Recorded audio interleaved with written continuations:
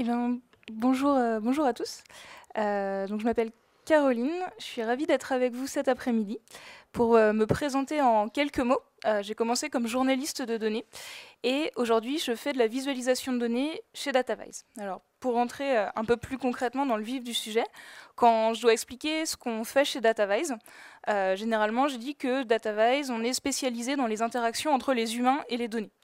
Et souvent, ça suffit pas à ce que les gens comprennent vraiment ce qu'on fait chez DataVise. Donc parfois, j'essaye d'en dire un peu plus en disant, en gros, on fait de la visualisation de données chez DataVise. Alors pour vous dans la salle, peut-être que ça peut suffire à ce que vous vous représentiez mieux ce qu'on fait chez DataVise, de la visualisation de données. Mais souvent, quand on sort un peu des cercles un peu plus proches du design et des nouvelles technologies, ça suffit pas du tout à faire comprendre. Et donc, pour finir, parfois, j'explique notre métier en disant, voilà, nous, ce qu'on fait, c'est qu'on rend visibles des choses qui sont invisibles, les données. Et ça, généralement, ça impressionne un peu les gens de rendre visible l'invisible. Et au-delà de ça, je trouve que c'est une des plus belles définitions qu'on peut donner de notre métier, rendre visible l'invisible, parce que ça insiste justement sur le fait que la visualisation de données, ça contribue à augmenter l'humain, à faire en sorte qu'on soit capable de faire quelque chose qu'on ne serait pas capable de faire autrement, à savoir comprendre ce qu'il y a dans des données complexes. Alors bien sûr, c'est pas nouveau que l'humain se dote de moyens technologiques pour voir quelque chose qu'il ne voit pas. C'est pour ça qu'on a inventé le radar, les jumelles, le télescope, les microscopes et tout un tas de systèmes technologiques pour voir des choses invisibles à l'œil nu. Mais c'est pas vraiment la même chose. Là, on est plus dans le domaine de la matérialité, c'est voir ce qui est en dehors de notre champ de vision. Alors qu'avec la visualisation de données, ça prend un sens un peu différent. La visualisation de données, c'est rendre visible des choses qui n'ont même pas de matérialité. C'est pas juste qu'elles sont trop petites ou trop grosses pour être vues. C'est quelque chose qui n'a pas de forme matérielle. Donc c'est encore plus difficile à appréhender. Et en fait, la visualisation de données, les données, le fait qu'elles se massifient, ça pose des problèmes de perception aux humains. Parce que déjà, c'est des choses qu'on ne voit pas. On n'arrête pas de nous parler de données, mais on ne les voit pas. On vit entouré de données, on n'est pas capable de se faire une image mentale de ces données. La plupart du temps, pour bien des gens, la donnée, on ne sait pas dessiner ce que c'est, on n'a pas d'image mentale. Et de même, même si on essaye de s'y intéresser, de par leur volume, de par leur complexité, de par leur dimension un peu technique, c'est très difficile à appréhender. Et donc c'est vraiment pour ça que rendre visible l'invisible, ça prend un sens très différent pour la visualisation de données, parce que c'est pas juste améliorer notre vision au sens de notre vue, c'est améliorer notre perception du monde, notre compréhension des phénomènes qui nous entourent. C'est vraiment pour ça que cette discipline de la visualisation de données m'enthousiasme depuis le début que je la pratique, donc à savoir depuis plus de 8 ans désormais. Alors, cette démarche-là, de faire en sorte que les nouvelles technologies augmentent l'humain, augmentent l'intellect humain, c'est pas forcément nouveau non plus. Si on revient dans les années 60, les pères fondateurs de l'informatique moderne, comme Steve Jobs ou Douglas Engelbart, c'est justement les premiers qui ont eu cette perception de l'ordinateur comme quelque chose qui n'est pas juste un gros supercalculateur, mais comme un système interactif en relation avec les humains, qui va du coup produire des éléments de connaissance qui vont aider les humains à résoudre leurs problèmes, à s'approprier le monde. Et donc cette idée de augmenter l'intelligence des humains avec la technologie, ce qu'en anglais on pourrait dire Intelligence Augmentation, IA, et ben cette idée-là, elle est pas nouvelle, elle vient des fondamentaux de l'informatique et c'est cette fameuse citation de Steve Jobs que vous connaissez sans doute, qui est Computers are like bicycle for our minds. Donc l'idée qu'avec les ordinateurs, nos cerveaux vont plus vite, comme on irait plus vite avec une bicyclette qu'à pied. Donc c'est vraiment cette idée-là que je trouve passionnante. Grâce à la visualisation de données, on devient capable de traiter de l'information qu'on ne serait pas capable de traiter sans. On devient capable de rendre visibles des systèmes d'information qui seraient invisibles autrement. Et donc voilà comment on arrive au thème, ou en tout cas pourquoi je voulais vous parler aujourd'hui de ce thème de rendre visible l'invisible. Et donc au cours des quelques 30-40 minutes qui suivent, on va parler de rendre visible l'invisible à travers quel type de visualisation de données ça se produit, avec quelles données ça marche, et puis quelles implications ça peut avoir, et en particulier sur notre environnement et notre environnement urbain. Et donc on terminera là-dessus. Donc pour commencer, quelles sont les visualisations de données qui permettent de rendre visible l'invisible? Et en fait, ça vaut le coup de poser la question, parce que c'est pas toutes les visualisations de données, c'est même une minorité, je pense. Parce que finalement, la visualisation de données, la plupart du temps, ça sert à quoi? Ça sert à faire de la pédagogie. Donc par exemple, expliquer un phénomène, faire comprendre une réalité complexe. Donc c'est par exemple tout ce qui est visualisation de données scientifiques. Ça sert à attirer l'attention. Donc c'est un peu le côté waouh, c'est susciter la curiosité, générer de l'intérêt pour des données qui pourraient sinon paraître super froides et qui auraient tendance à rebuter le public auquel elles sont destinées. C'est aussi souvent, la visualisation de données, c'est aussi souvent utilisé pour porter une analyse, pour rendre communicables des résultats, pour accompagner une démonstration analytique. Donc par exemple tous les outils en entreprise de BI ou de reporting. Et puis parfois, la visualisation de données, ça sert à rendre visible quelque chose qui était invisible jusque-là. Parce que quand on se pose vraiment la question de trouver des projets de visualisation de données qui montrent vraiment quelque chose qu'on n'aurait pas pu voir autrement, quelque chose qu'on n'aurait même pas pu voir à travers un tableau de chiffres, quelque chose qui n'existait pas avant cette visualisation de données en termes d'information, et ben c'est assez dur d'en trouver. Souvent, on trouve des visualisations de données qui rendent plus communicable un résultat, qui permettent de le rendre plus facile à lire, ou qui vont montrer quelque chose dont on pouvait se douter. Mais c'est assez rare de trouver des projets de visualisation de données où c'est vraiment la visualisation qui sert de révélateur. C'est le fait de visualiser qui crée de l'information. D'ailleurs, pour faire cette conférence, j'en ai cherché quelques-uns, donc bien sûr j'en ai trouvé, je vais vous les présenter juste après, mais c'est loin d'être tous les projets de visualisation de données. Et si vous avez des bonnes idées en tête dont on ne parle pas, de justement des projets qui sont vraiment des révélateurs en eux-mêmes d'informations grâce à la visualisation, n'hésitez pas à nous les partager sur Twitter, parce que c'est toujours intéressant de regarder ça. Donc du coup, qu'est-ce que j'ai trouvé comme projet qui rendent visibles des choses invisibles? Donc j'ai tenté une petite classification. D'abord, il y a des projets qui rendent visibles des choses qui sont en dehors de notre champ de vision. C'est la définition la plus simple et la plus évidente. Donc par exemple, rendre visible, là on a 2 projets qui sont réalisés par des confrères. Donc le premier à gauche, c'est rendre visibles les ondes Wi-Fi, les ondes radio des réseaux Wi-Fi. Donc c'est un projet d'application de réalité augmentée où on balade comme ça l'iPad et on voit tous les réseaux Wi-Fi sous forme de vagues. Donc c'est un projet un peu artistique. Et puis un autre projet intéressant, celui qui s'appelle Sunroof, le projet de Google, qui permet de voir le potentiel d'énergie solaire qui pourrait être collectée sur les bâtiments aux États-Unis en surimpression d'un Street View, et donc qui révèle justement une quantité d'énergie potentielle. Donc dans ces 2 cas, c'est des choses qui existent mais qu'on ne verrait pas à l'œil nu. Donc on est bien d'en rendre visible l'invisible. J'en profite du coup pour vous présenter un projet qu'on a réalisé chez DataVise il y a à peu près 1 an, qui s'inscrit un peu dans cette catégorie-là aussi. C'est un projet de visualisation de la blockchain. Alors justement, la blockchain, c'est typiquement quelque chose dont on n'a pas très bien une bonne représentation visuelle ni mentale, c'est quelque chose d'invisible. C'est justement tout l'enjeu des monnaies virtuelles, c'est qu'elles ont la potentialité de bouleverser l'économie et le monde, mais c'est invisible, on ne les voit pas, on a du mal à se les représenter. Donc on a réalisé ce projet qui est donc du coup branché sur les données d'un site qui s'appelle blockchain.info, où en fait on essaye de montrer la blockchain, à quoi elle ressemble. Donc on a essayé de présenter en temps réel, donc là c'est une vidéo, c'est pas du temps réel, mais le projet fonctionne en temps réel, la construction de blocs. Vous voyez les transactions Bitcoin qui sont les petites barrettes qui apparaissent dans le nuage, et puis lorsqu'elles se concentrent pour former, et elles sont assemblées pour former un bloc de la blockchain, vous l'avez vu à l'instant, elles s'agrègent pour former un bloc. Donc voilà un projet pour rendre visible l'invisible.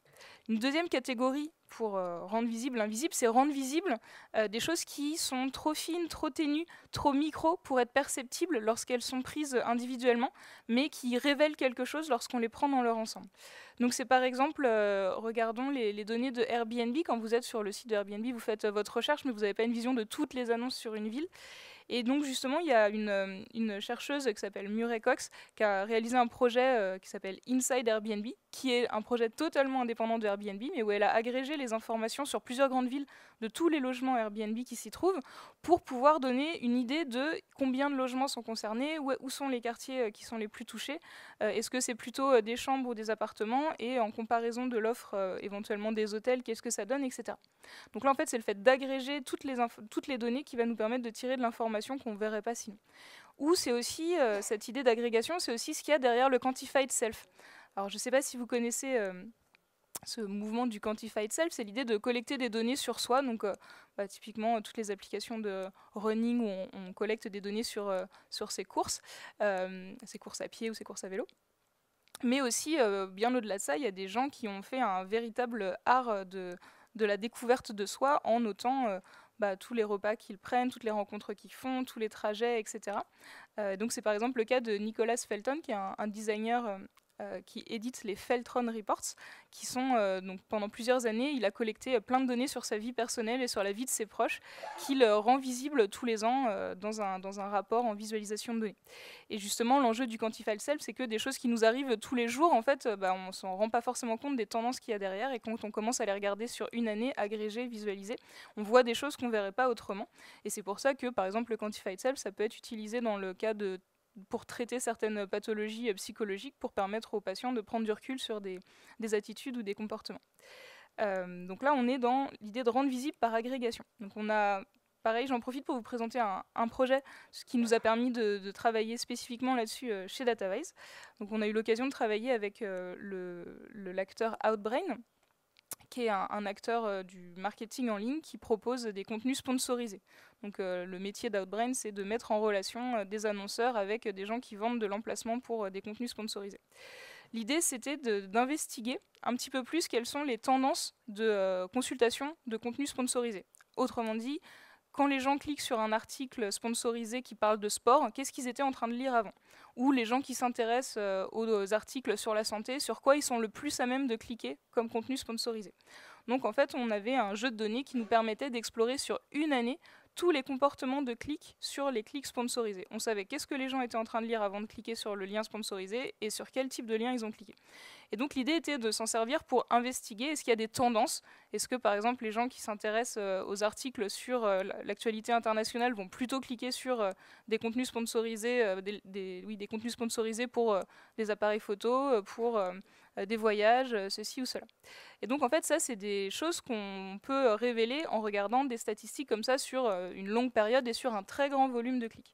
Donc on a mis en place une petite application qui permet de justement interroger le profil des gens qui cliquent sur les liens sponsorisés, les centres d'intérêt des gens qui cliquent sur les liens sponsorisés. Une autre catégorie de visualisation de données qui rendent visible l'invisible, c'est celle qui rendent visible par agrégation. C'est cette idée que, en fait, en prenant des données et en les spatialisant, en leur donnant une forme physique, on va faire apparaître des phénomènes qu'on ne verrait pas autrement. C'est typiquement c'est ce qui se passe quand on fait des graphes sociaux. Donc, par exemple, un graphe social, c'est je vais représenter tous mes amis. Par exemple, si vous faites l'exercice sur Facebook, vous regardez tout votre réseau d'amis, et puis pour chacun de vos amis, vous regardez tout son réseau d'amis, et vous faites pareil comme ça, autant de fois, autant d'échelles autant d'étapes que vous voulez, et vous allez voir apparaître. Donc par exemple, c'est un exercice qu'on a fait récemment chez Datavise en prenant nos connexions Facebook. Et en fait, on va voir apparaître des choses auxquelles forcément on ne s'attendait pas, à savoir que finalement, il se trouve qu'on a deux groupes d'amis en commun parce qu'il y a une personne qu'ils connaissent mutuellement alors qu'on ne savait même pas que ces gens-là se connaissaient. Et donc ça marche à chaque fois, on prend toujours conscience comme ça de connaissances qu'on n'aurait pas vues autrement. Autre cas, l'exemple que vous voyez sur la droite, qui est un exemple de projet de visualisation de données réalisé chez Autodesk, où en fait ils ont représenté la structure hiérarchique de leur organisation. Donc ici, chaque petit point blanc, c'est un membre de Autodesk, un salarié. Et en fait, les liens montrent les relations hiérarchiques. Donc quand il y a un manager, il est relié aux personnes qui sont dans son équipe. Et en fait, ça, ils l'ont fait pendant plusieurs années. Ils ont gardé l'historique des postes. Et ils l'ont rejoué pour montrer comment a évolué Autodesk quand il y a des réorganisations de services, ça se traduit. Quand il y a des acquisitions, ça fait rentrer des branches, etc. Et donc ici, en fait, on va permettre de raconter l'histoire de cette organisation, comment elle s'est constituée, comment elle a évolué, d'une façon qu'on ne verrait pas en regardant juste les organigrammes année par année.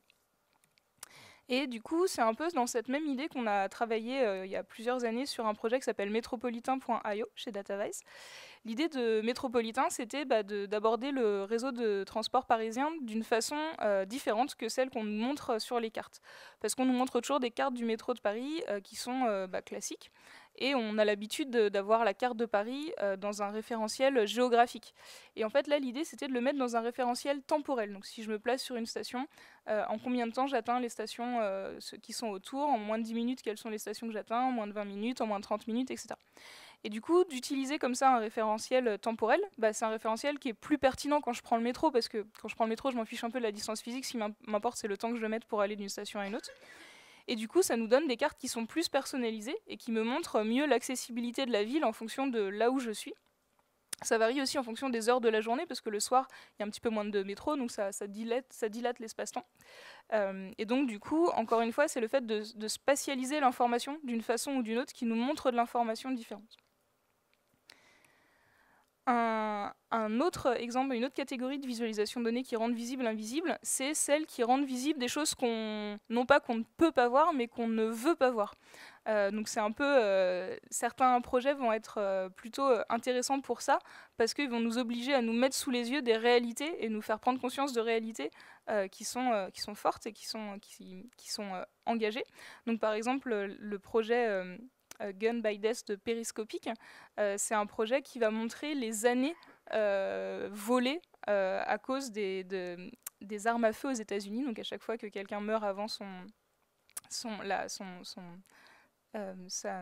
âge à laquelle il aurait dû mourir compte tenu de sa condition, ça va faire un certain nombre d'années volées.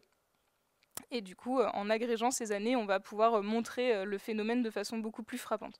C'est un peu le même principe. Il y a beaucoup de visualisations données sur le réchauffement climatique qui, indépendamment des débats scientifiques sur ce réchauffement climatique, prennent juste les historiques de température depuis un grand nombre d'années, depuis plusieurs centaines d'années, et visualisent ces données-là. Et la visualisation est assez frappante pour nous montrer que ce réchauffement climatique, il a à minima une correspondance dans les données.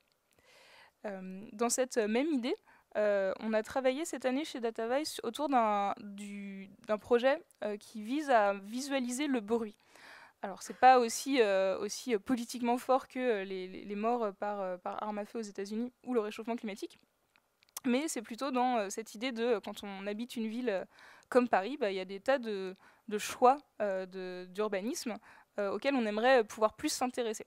Et donc, entre autres, le bruit, c'est quelque chose d'intéressant, parce que typiquement, le bruit, c'est invisible, mais pourtant, ça a des conséquences importantes sur à minima notre état d'esprit, voire notre santé. Ça peut devenir nuisible, le bruit, et c'est fatigant.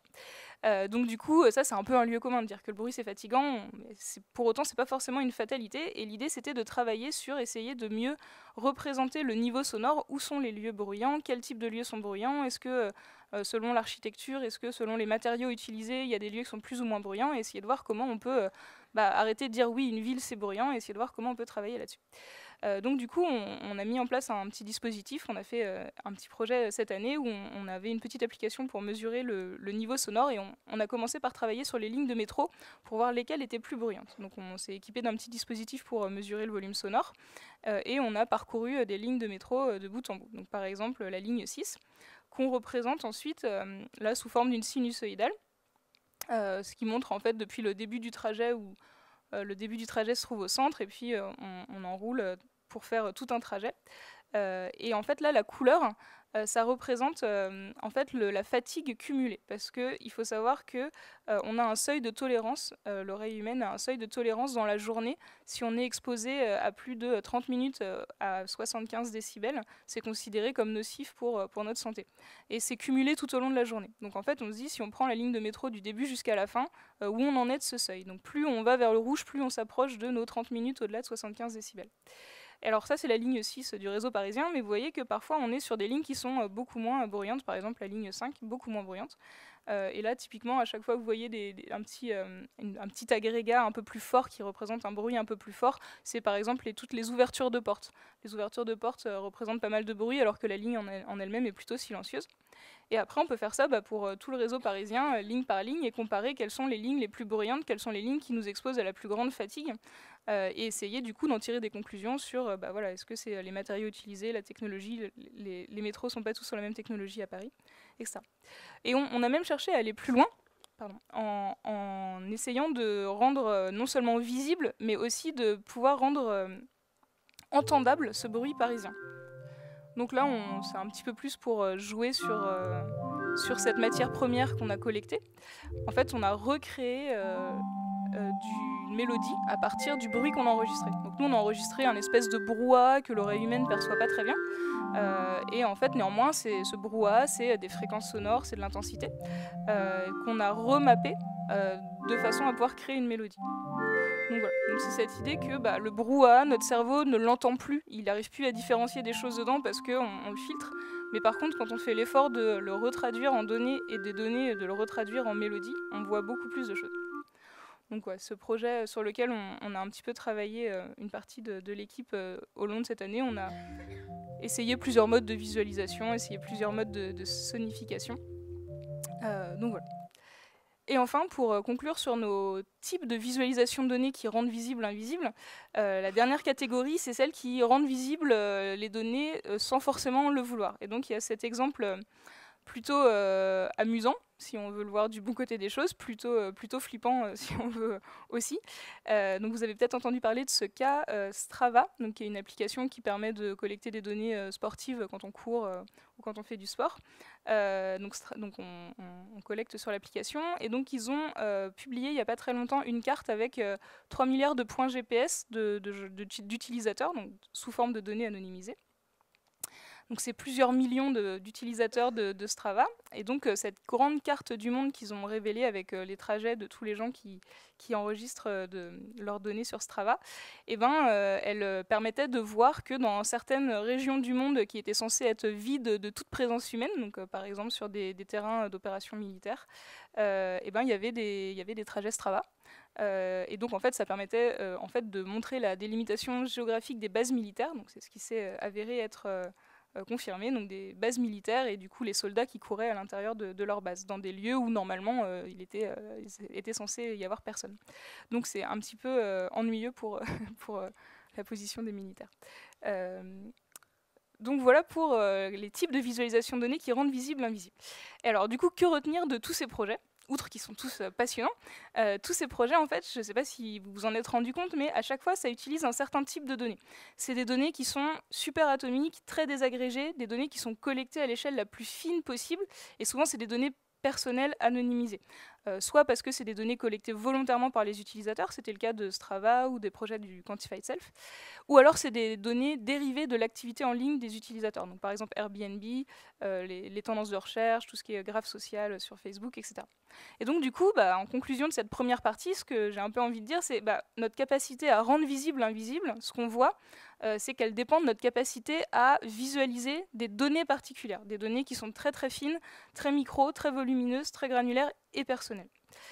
Et du coup, ça c'est intéressant parce que les données personnelles, c'est un peu un sujet qui fait des remous dans l'actualité. Donc cette année, il y a eu le scandale Cambridge Analytica, donc qui a révélé une utilisation non consentie de données du réseau social Facebook, donc de données personnelles, qui a touché un très grand nombre d'utilisateurs. Cette année, c'était aussi la grande année pour la directive européenne RGPD. Donc c'est une directive européenne qui a comme ambition de permettre une meilleure protection des données personnelles, et en particulier qui insiste sur le fait d'imposer un consentement éclairé des utilisateurs lorsqu'il s'agit de collecter leurs données personnelles.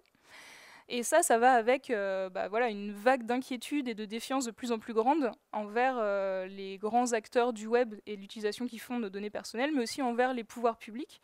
Et en France, donc il y a par exemple un sondage assez récent de la CNIL qui montre que 80% des Français se disent préoccupés par la protection de leurs données personnelles. Donc, on voit ce sentiment de préoccupation, mais en même temps, il ne faut pas oublier qu'on est les premiers à utiliser nos smartphones et à nous géolocaliser à tout bout de champ. On est les premiers à utiliser des applications pour collecter des statistiques sur nos courses, des applications de running, etc., pour partager nos courses avec nos amis, des thermostats intelligents. On est les premiers à tweeter des choses à propos de ce qu'on fait, de ce qu'on voit, de prendre des Instagram à propos de ce qu'on mange et à partager nos émotions sur les réseaux sociaux, on tag nos amis sur les photos Facebook, etc. Donc on est les premiers à générer un très grand nombre de données personnelles. Et par exemple, ces 4 projets le montrent bien, ces 4 projets de visualisation de données qui vont justement reposer sur des données personnelles. Donc le premier en haut à gauche, c'est Selfie City, un projet de Maurice Stefaner qui est super intéressant, qui prend comme base de travail tout un tas de selfies et qui essaye de tirer des statistiques de voilà, comment les gens se présentent sur les selfies. Vous avez le projet de Jertorp, Just Landed, qui prend tous les tweets qui ont écrit Just Landed plus un nom de lieu, et qui du coup recrée les trajets réalisés par les utilisateurs Twitter. Vous avez le projet de Strava dont on vient de parler, et puis un autre projet super intéressant qui s'appelle We Feel Fine de Jonathan Harris, qui est un projet un petit peu plus ancien, mais qui a mis en place un petit scrapper qui récupère dans les blogs toutes les fois où quelqu'un dit I feel plus une émotion. Et du coup qui collecte toutes les émotions comme ça exprimées sur les blogs et qui du coup les quantifie, les qualifie. Donc en fait ce qu'on se rend compte c'est qu'à l'échelle individuelle on n'a parfois pas trop de problèmes à partager des choses personnelles, mais une fois agrégé on se rend pas forcément compte de l'importance que ça peut prendre et de la matière première très riche que ça peut donner. Et du coup c'est un petit peu schizophrénique cette situation. On est dans une situation où on est les premiers à avoir des activités en ligne super riches qui génèrent plein de données personnelles et on est très content de le faire. Et en même temps, on est le premier à s'en plaindre, à avoir peur de ce qui peut être fait de cette exploitation et à avoir envie de maîtriser cette exploitation. Et du coup, c'est une situation un peu préoccupante pour les gens qui, comme nous, faisons de la visualisation de données ou qui travaillons dans le domaine des données au sens large, parce qu'on ne peut pas se dire que d'un côté, c'est une matière première super riche, ces données personnelles, mais que en fait, les gens ne sont pas tout à fait d'accord pour les utiliser. Il va bien y avoir un jour où soit les gens vont complètement refuser tout partage, ou alors ça va poser des problèmes de consentement beaucoup plus forts. Donc on ne peut pas se dire on exploite ces données parce qu'au final les gens les partagent sans trop savoir ce qu'ils font, et puis derrière avoir peur que les gens se retournent un jour.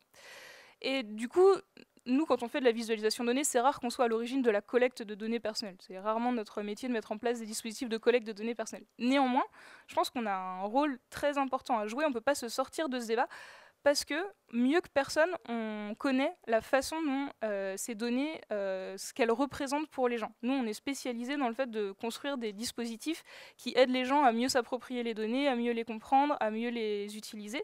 Et donc, on est les personnes qui connaissons le mieux la façon dont les gens interagissent avec les données. Du coup, notre rôle, c'est justement de mettre cette connaissance au service des gens qui construisent des systèmes qui collectent des données personnelles pour que ces systèmes-là soient plus transparents, pour que le traitement qui est fait de ces données personnelles il soit à minima enrichissant pour les utilisateurs finaux et aussi qu'il ait du sens, et pour in fine créer des applications qui vont créer une relation un peu donnant-donnant entre les gens qui fournissent les données personnelles et les gens qui les exploitent pour des services en ligne.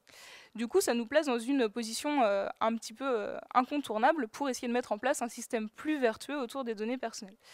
Et du coup, ça pourrait même donner une nouvelle dimension dans notre métier, donc au-delà de faire des visualisations de données pour des besoins pédagogiques, pour attirer l'attention, ou pour restituer des résultats analytiques, ou pour rendre visible l'invisible. On pourrait aussi faire des visualisations de données, des projets qui auraient comme ambition de construire une relation donnant-donnant avec les utilisateurs d'un service.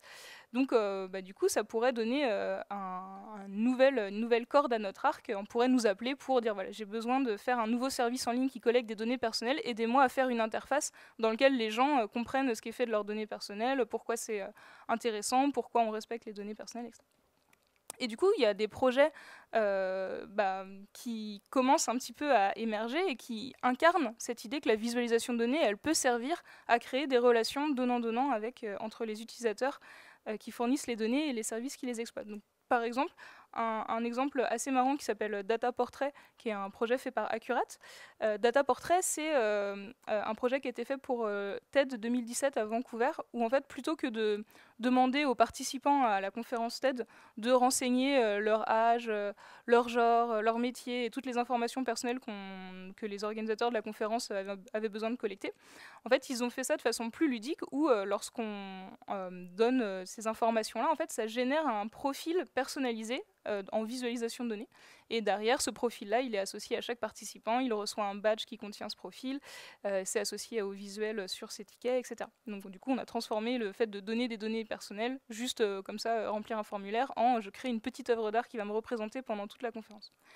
Il y a aussi le projet Chromaroma, qui est un projet de jeu autour des données récupérées sur l'Oyster Card. Donc en fait, il s'agit de partager avec l'éditeur du jeu les données de son Oyster Card à Londres. Donc c'est la carte de transport qui permet de badger dans le métro. Et du coup, derrière, ça nous donne accès à un jeu collectif où on a des missions en fonction et des points en fonction de où on badge, etc. Et même au-delà de ça, beaucoup plus simplement, quand on regarde Google Maps, par exemple, nous donne des tendances de fréquentation des lieux. Donc, c'est assez récent, mais quand on clique sur un lieu, on va voir à quel moment de la journée il y a le plus de monde, par exemple dans un bar ou dans un restaurant. Et ça, c'est fait avec le fait qu'on partage tous nos données d'utilisation de Google. Chez Datavise, on a aussi travaillé sur des projets qui, justement, ont cette ambition de créer une meilleure relation entre les gens qui fournissent des données personnelles et les gens qui les exploitent. Et on a travaillé sur le secteur de l'énergie. En fait, on a été sollicité par des acteurs qui travaillent sur tout ce qui est nouveau écoquartier et Smart City. Et en fait, qui se rendent compte que lorsqu'on équipe des nouveaux habitats, des nouvelles habitations, des nouveaux secteurs urbains, avec des dispositifs qui permettent de mieux gérer, de mieux contrôler l'énergie qu'on consomme chez soi, donc par exemple des thermostats intelligents, des systèmes pour programmer de façon beaucoup plus fine sa consommation électrique. Et en fait, les gens ne les utilisent pas parce qu'en fait, on leur met entre les mains des applications et les gens ont peur d'utiliser ces applications. Il y a des retours utilisateurs de type voilà, moi je suis pas électricien, j'ai peur de tout dérégler chez moi, ou voilà, j'ai peur de faire quelque chose que je comprends pas, etc. Et donc en fait, on voit que le problème, c'est un problème principalement d'UX et d'interface dans les applications qui sont fournies aux utilisateurs, qui font qu'ils n'utilisent pas le plein potentiel des nouvelles technologies qu'on pourrait mettre aujourd'hui dans les habitations pour mieux gérer sa consommation électrique.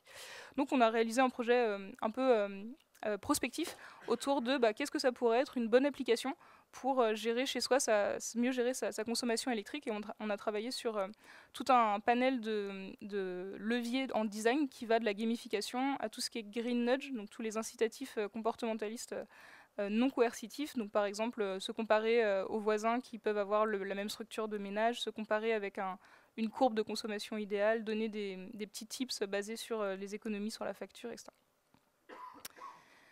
Donc du coup, comme vous le voyez, dans cette idée de créer des relations donnant-donnant autour des données personnelles, l'UX, le design, joue un rôle important, mais pas que. Il y a aussi plein d'implications économiques et juridiques. Et en France, il y a un débat super intéressant en ce moment sur le statut économique et juridique des données personnelles. Et je pense que même si notre métier premier n'est pas d'être économiste ou juriste chez Datavise, c'est quand même un débat auquel il faut s'intéresser. On ne peut pas passer à côté. Donc, je vais essayer de vous résumer un petit peu les grandes positions. C'est un débat entre deux visions de la société. D'un premier pan, ceux qui aimeraient donner plus de pouvoir aux utilisateurs et leur donner en particulier le pouvoir de vendre leurs données personnelles. Donc c'est des gens qui pensent qu'on pourrait monétiser, patrimonialiser les données personnelles. C'est cette idée que, voilà, vu que les GAFA, les grands acteurs du web, génèrent plein de revenus en exploitant nos données personnelles, on pourrait avoir une petite part du gâteau. Et plutôt que de donner librement, gratuitement nos données personnelles, on pourrait se les faire acheter par Google, Facebook et autres. Alors même si les modélisations économiques montrent que ça ne donnerait que quelques dizaines d'euros par personne et par an, c'est toujours ça. C'est toujours cette idée de partage de la richesse qui est créée autour des données personnelles. Donc du coup, ce camp-là, c'est plutôt un camp d'inspiration libérale en courant économique. Donc, par exemple, en France, il a été défendu par le think tank Génération Libre, qui a émis un rapport assez bien documenté autour de comment est-ce qu'on pourrait vendre nos données personnelles. Plus concrètement, en dehors de France, il y a des services qui permettent aux utilisateurs de monétiser leurs données personnelles via la blockchain. Donc, par exemple, des sites comme datum.org ou profede.com. Et alors, en parallèle de ce camp-là, il y a ceux qui ont une vision un petit peu plus collective des données personnelles et qui, eux, pensent que c'est dangereux et en même temps illusoire de penser que les données personnelles, ça pourrait relever de la propriété privée. C'est dangereux parce que, en fait, ça revient à laisser les individus négocier seuls face aux grands géants du web. Donc on est dans une asymétrie de rapport de force quand même assez frappante. Ça revient à dire que on renonce, nous, en tant que société, à faire rentrer cette question du débat personnel dans les questions démocratiques qui méritent qu'on en discute ensemble en tant que société. Ça laisse en fait chacun s'arranger dans son coin avec les grands géants du web en sortant ça du débat démocratique. Donc voilà, c'est peut-être pas, d'après ces partisans-là, c'est pas forcément la meilleure chose à faire. Et puis aussi, surtout, l'argument le plus intéressant, c'est que pour eux, c'est illusoire de considérer que les données personnelles n'appartiennent qu'à nous et elles nous regardent que nous seuls. Déjà parce que ces données-là, elles ne valent rien toutes seules. Si vous êtes le seul à utiliser Strava et à collecter vos trajets, en fait, ces données-là n'ont aucune valeur. Si vous êtes le seul à utiliser Facebook, il n'y aura jamais aucun graphe social qui pourra en sortir. Si vous êtes le seul à utiliser Google, il n'y aura jamais des tendances de fréquentation des magasins. Donc en fait, ces données-là n'existent que parce que la valeur de ces données n'existe. La valeur des données personnelles n'existe que parce qu'on est très nombreux à collecter le même genre de données. On est très nombreux à utiliser le service. Et d'autre part, c'est illusoire de penser que ça appartient qu'à nous parce que ces données, elles sont co-construites par nous qui fournissons des informations personnelles et par le service qui nous demande de fournir ces données personnelles. Autrement dit, si Facebook n'existait pas, on n'aurait pas l'occasion de faire notre graphe social Facebook. Les données personnelles sur Facebook n'existent que parce que Facebook existe. C'est un petit peu comme par exemple notre état civil. Notre état civil, c'est une construction entre nous et l'administration de notre pays.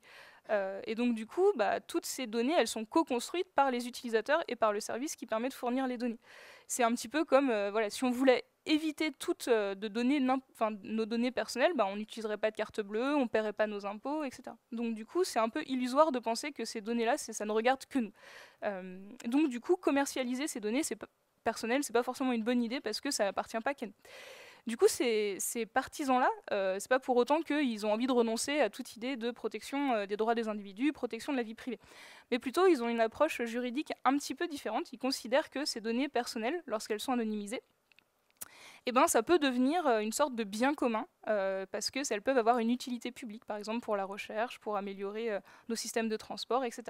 Et donc, du coup, pour eux, la solution, c'est plutôt à rechercher du côté de la gestion des biens communs. Et donc, on pourrait mettre en place des relations contractuelles et des relations juridiques qui vont relier les gens qui fournissent les données, les gens qui les exploitent et éventuellement les pouvoirs publics pour mettre en place des sortes de conventions collectives autour de ces données personnelles qui respectent les droits de chacun. Du coup, voilà pourquoi en fait ces données personnelles, elles deviennent intéressantes quand c'est des données personnelles collectives, c'est-à-dire des données personnelles qu'on collecte à une grande échelle, qui sont anonymisées et qui prennent de la valeur quand elles sont analysées tous ensemble. Et donc cette idée que on collecte tous ensemble des données personnelles et que ces données-là, elles peuvent avoir une utilité sociale, ça peut presque devenir un comportement citoyen. C'est-à-dire que voilà, à l'échelle individuelle, par exemple, collecter mes données sonores quand je prends le métro, c'est pas forcément grand-chose, mais si tout le monde fait ça dans la ville, on va pouvoir cartographier le bruit dans toute la ville de Paris, et ça peut fournir une matière première super intéressante pour les urbanistes. C'est un peu, c'est la magie du collectif, c'est un peu comme voilà, quand on tout seul dans son coin, on fait un geste citoyen, si tout le monde le fait, on construit une base de données super intéressante. Et donc il y a des projets justement qui vont dans ce sens-là, qu'on peut appeler des projets de quantified selves, donc un petit peu l'étape après le quantified self tout seul, mais le quantified self où on le fait à plusieurs. Donc par exemple, The Human Project, c'est un projet qui permet à tout le monde de collecter des données de santé pour faire progresser, donc de façon anonymisée, pour faire progresser la recherche. Il y a 2 projets de collecte des données sur la ville qui sont Smart Citizen et Data Canvas, où en fait ça revient à équiper certains citoyens avec des capteurs pour mesurer la pollution, le bruit et tout un tas d'implications sur notre environnement, mettre en commun ces données et permettre derrière à des chercheurs ou à des urbanistes de travailler avec. Ou même le projet NoiseTube qui a vocation justement à faire exactement ce qu'on avait en tête avec notre projet chez DataVise, de collecter des données sur le son pour pouvoir mieux le gérer. Et du coup, pour terminer sur quelles implications ça a, ces données-là, c'est très prometteur, ces projets de quantified selves, cette idée qu'on va un petit peu un mouvement citoyen de collecte de données personnelles collectives, c'est prometteur parce que ça peut nous aider à mieux documenter nos villes. Et en effet, les villes, c'est devenu un système super complexe. C'est le point de rencontre d'une multitude de réseaux. Donc on parle des smart cities, les données deviennent de plus en plus importantes justement parce qu'elles permettent de mieux gérer tous ces réseaux à l'intérieur de nos villes. Donc les smart cities, c'est faire un usage optimale de toutes les données disponibles pour mieux gouverner la ville avec un contexte de ressources limitées. Et du coup, c'est là que les smart cities rencontrent notre idée de quantified self, parce que les citoyens peuvent devenir des fournisseurs de données, peuvent apporter cette matière première de données, plus de données de capteurs, plus de données de nos téléphones, pour aider à quantifier les villes et à mieux les gérer. Donc par exemple, Human, qui est une application un petit peu comme Strava où chacun collecte ses activités, ou ce projet Ville Vivante par Interactive Things, qui est un projet avec les données de nos téléphones, on se rend compte que en fait, cette matière première que nous, on collecte à l'échelle individuelle, une fois mise à l'échelle collective, ça peut nous aider à mieux gouverner les villes. Et c'est là qu'on passe, pour terminer, de la notion de smart cities à la notion de cognitive cities. Alors cette notion de cognitive cities, c'est pas nous qui l'avons inventée, elle vient de différents articles qui sont dédiés aux nouvelles formes de gouvernance urbaine. Ce qu'on appelle les cognitive cities, les villes cognitives, c'est l'idée que c'est des villes qui mobilisent le machine learning pour devenir des villes apprenantes. C'est-à-dire que c'est des villes qui seraient capables d'apprendre, de capitaliser sur l'expérience passée pour en tirer des conclusions, qui les rend mieux à même de s'adapter à leur environnement très complexe. En fait, là où les smart cities, l'idée c'est plutôt d'optimiser la gestion des réseaux, une idée de performance. Les cognitive cities, on est plutôt dans une logique de boucle de rétroaction apprenante, ça vise plus la soutenabilité, la résilience, le fait de capitaliser sur le passé. Et donc du coup, l'idée c'est que ces cognitive cities, elles apprennent en permanence grâce aux interactions qu'elles ont avec leurs habitants. C'est les habitants qui fournissent le feedback qui permet à ces cognitive cities d'apprendre et de s'améliorer. Et donc, du coup, les citoyens sont un élément clé des cognitive cities parce qu'ils participent à la gouvernance de la ville, mais aussi parce qu'ils agissent comme des capteurs, ils fournissent la matière première. Donc, il y a par exemple un use case intéressant de IBM autour du réseau de bus à Abidjan, où en fait, ils ont utilisé les données des téléphones mobiles pour dessiner un réseau de bus routier qui serait meilleur, qui optimiserait mieux la congestion. Et donc du coup, c'est un peu cette idée que dans les cognitive cities, les citoyens deviennent un peu les yeux, le nez, la bouche en fournissant des données qui permettent à la ville une meilleure gestion. Du coup, c'est là qu'on passe de notre démarche c'est là qu'on retrouve notre démarche du quantified self et l'importance de ces collectifs personnels data. Du coup, pour conclure, on a vu que ce qui était intéressant avec la visualisation de données, c'est que ça augmente l'intelligence humaine, ça nous permet de voir des choses qu'on ne verrait pas autrement, de mieux appréhender notre monde. Et en fait, là, on voit qu'on a petit à petit cheminé vers un petit peu la position inverse, où en fait, c'est les humains qui fournissent les données qui permettent aux algorithmes et à tout ce qui va être algorithme apprenant de mieux travailler. Donc c'est un renversement un peu assez intéressant puisque du coup aujourd'hui on n'est plus dans cette illusion que l'intellect humain peut tout comprendre, peut tout saisir. On a pris conscience de la complexité de notre environnement et du fait qu'il y a certaines choses que seuls des algorithmes maintenant parviendront à gérer. Et du coup les humains sont désormais ceux qui alimentent les algorithmes, là où dans la perspective des pères fondateurs c'était l'inverse. Alors néanmoins, le rôle des humains ne va pas être juste de collecter les données pour les algorithmes apprenants. Bien sûr, on a un rôle bien au-delà à jouer, qui va être celui de contrôler et de gouverner ces algorithmes, de les auditer, de vérifier, de comprendre comment ils fonctionnent, de vérifier leurs implications. Et c'est peut-être là que notre rôle à nous, en tant que gens qui visualisons des données, va peut-être évoluer. Parce qu'on pourrait se dire, et c'est une question qu'on nous pose de temps en temps, voilà, maintenant avec toute cette intelligence artificielle, on n'a plus besoin de comprendre les données parce que les algorithmes vont prendre des décisions à notre place. Donc à quoi bon visualiser les données? Et justement, nous, on a plutôt l'intuition que dans un environnement où on a des algorithmes qui vont être de plus en plus présents et qui vont prendre une partie des décisions de façon automatisée, on a encore plus besoin qu'avant de visualiser les données pour comprendre comment fonctionnent ces algorithmes et pour comprendre l'impact qu'ils ont. Et donc du coup, ça va donner lieu probablement à des nouveaux projets de visualisation de données dans les prochaines années qui auront moins comme ambition de rendre visible l'invisible comme on l'a vu, mais de rendre visible comment fonctionnent les algorithmes. Et voilà, du coup, c'est un champ nouveau qui s'ouvre pour notre métier. Je n'ai pas encore de cas concret à vous présenter sur ce thème-là, mais j'espère bien pouvoir revenir dans quelques années, vous présenter où on en sera de ce thème-là.